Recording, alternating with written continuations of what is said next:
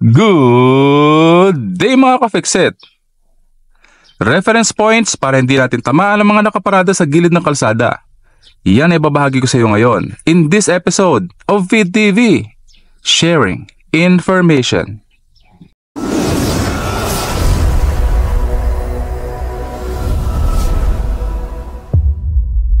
Paano nga ba magmamaneho at ano nga ba yung mga pwede natin gamiting reference points para hindi natin tamaan yung mga sasakyan na nakaparada sa gilid ng kalsada? So ito nga po pala isang subdivision na kung saan hindi po kasya yung mga sasakyan sa loob ng kanilang mga bakuran, kaya karamihan po ng mga sasakyan dito ay nakaparada sa gilid lamang ng kalsada. So para safely manavigate natin itong mga ganitong klase ng kalsada, kailangan alam natin yung mga reference points para hindi natin tamaan yan, hindi po madamage yung kanilang sasakyan at hindi po madamage yung ating sasakyan. Okay, so let's proceed. Lalagay ko lamang sa drive. Okay. So kapag safe na, TLSL, think, look, signal, look. Tingnan ko yung aking side mirror, review mirror. Walang paparating, so safe lumabas. At kailangan ko pumunta dun sa kabilang side ng road dahil may nakaparada dito. Kaya kung mapapansin nyo mga ka-Fixit, hanggat kita ko pa yung kalahati ng sasakyan niya, ito yung aking point of view, kalahati ng sasakyan niya kita ko, alam ko na meron pa akong safe na distance dyan sa sasakyan na yan at hindi ko yan tatamaan. So signal lamang ako ng kanan.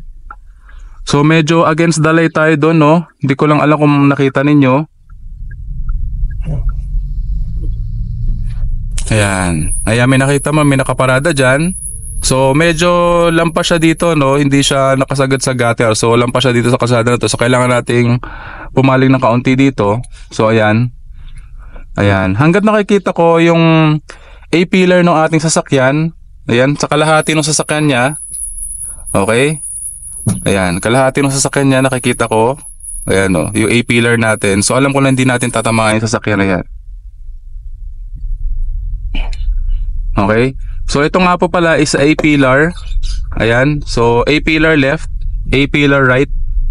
Ayan. So yung kanto na yon, yun, bottom right. Ayan, oh. Oh.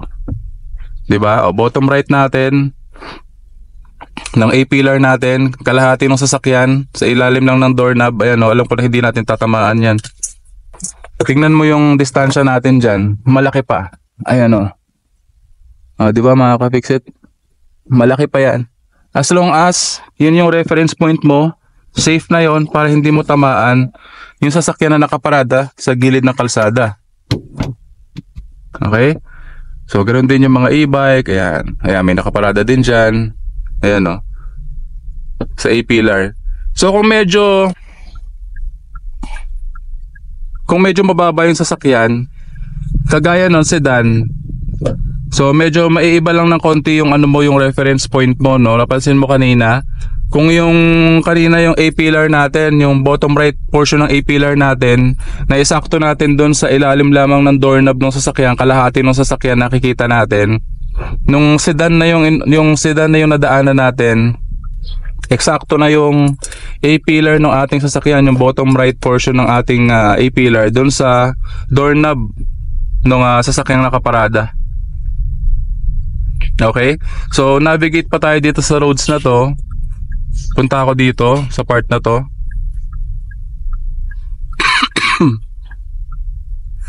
Ayan, so nandito naman tayo sa right portion, no? So pagka nandito tayo sa tamang lane natin at yung mga sasakyan nakaparada dito sa left side, madaling i-judge yan kasi nandito tayo sa left side. Mas nakikita natin. Ayan, kagaya niya, no? Pero ganun pa rin yung reference point natin.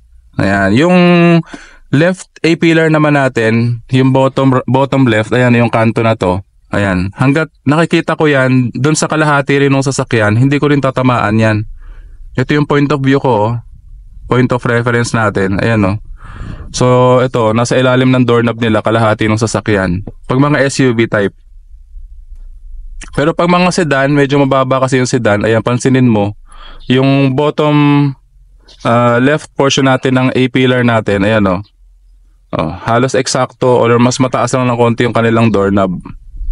Yan. So hanggat yan nakikita ko sa kalahati ng sasakyan nila or sa ibabaw ng kanilang gulong, ayan, may safe distance tayo dyan. Ayan, sedan to, mataas lang ng konti yung doorknob niya doon sa ating A-pillar.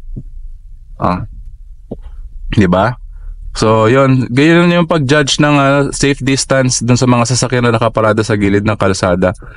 Anyway, madaling masilip yan. Kaya titignan mo lang, 'di ba? Oh. Pag sinilip mo yan, alam mo na meron kang safe distance dyan. So, very challenging kasi to, lalong-lalo na sa mga first time pa lang magmamaneho do, sa mga nag-aaral pa lang magmaneho, na paano nila ina-navigate yung mga ganitong klase ng kalsada. Okay? So, ito, may nakaparada ulit dyan. Ayan, tingnan mo yung kanto ng ating A-pillar, right A-pillar, ayan o, sakto yung kanyang doorknob dun sa ating A-pillar. So, alam ko na may safe distance tayo dyan at hindi natin yan tatamaan. Ayan, pag sedan, ayan o, tingnan mo, mababa yung doorknob niya dun sa A-pillar natin. 'Di ba? Pero basta, ultimately, basta kalahati ng sasakyan. Basta kalahati ng sasakyan na sumakto yung ano natin, yung A-pillar natin, yung kanto na yan, ayan o. Okay? Alam ko na may safe distance tayo dyan.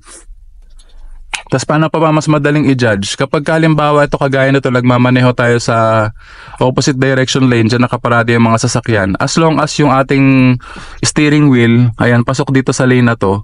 Ito yung left portion ng ating steering wheel at right portion. Ayan o, yung reference point mo. As long as pasok yan dito sa lane na to, okay? Alam ko na hindi ko tatamaan yung mga sasakyan na nakaparada dyan. Basta hindi lang sila sobra dito sa lane na to, no? Kasi pag sobra sila sa lane na to, kailangan ko mag-adjust like that. Okay? Pero kung hindi naman sila sobra at eksakto sila doon sa kabilang lane or maayos silang nakaparada doon sa kabilang lane, alam ko na basta pasok ako doon sa kabilang lane, hindi ko sila tatamaan. So, ayan, no? Ang layo natin, distansya natin dyan, no? Malaki, oh. Diba? So, ganun lang yung pag-judge ng distance natin dun sa ibang sasakyan na nakaparada sa gilid ng kalsada. Okay? So, dito maluwag-luwag pa tong kalsada na to. Sa susunod na video natin, ayan, tingnan mo. O, diba? Kalahati ng sasakyan. Isa pa. Kalahati ng sasakyan niya, kita ko. Alam ko na may safe distance tayo dyan.